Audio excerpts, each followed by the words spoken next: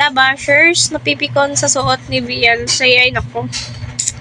Napakaganda ng kasuotan ni Beyonce. Pinaghandaan po talaga. Tignan nyo naman po, no, nakaterno po sila. Same po sila na Eds, naka-bonnet. O, diba? Alangan naman. No, ano bang gusto nyong suotin ni Beyonce? Ibagay na bagay, fashionista. So, alam ni Beyonce, ibagay yung mga kasuotan po niya.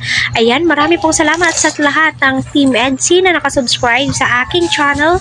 Naway pagpalain po kayo ng Panginoon. Sa mga hindi pa po nakasubscribe, hit nyo lang po yung subscribe button and the notification bell para updated po kayo kapag may pinag-uusapan po tayo, may pinagmamaritisan po tayo patungkol sa kilig moments nga po ng Team EDSI. Ayan. So, yun na nga po, no. Alam nyo, yung mga bashers, wala po yan silang magawa. Kaya, puna ng puna. Puna ng puna sa comment section.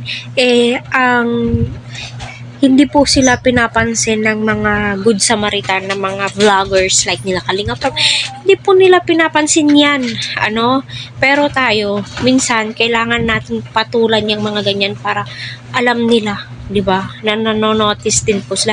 Pero may mga iba nagsasabi na wag nang hayaan na, hindi naman din po kasi alam niyo, nababasa po yan nila Beyonce, nila nanay, di ba? Kaya di naman po sa lahat ng oras is mag-giveaway po tayo sa mga bagay-bagay na mga ganyan, di ba?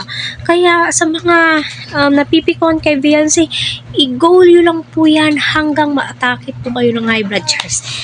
So patuloy po natin silang suportahan, at abang-abang po tayo sa mga panibagong updates nila Kalinga Prab kasi naka-live ata sila Kalinga Prab ngayon, kita naman po natin through behind the scenes. Ayan, madaming nag-upload ng behind the scene, di ba?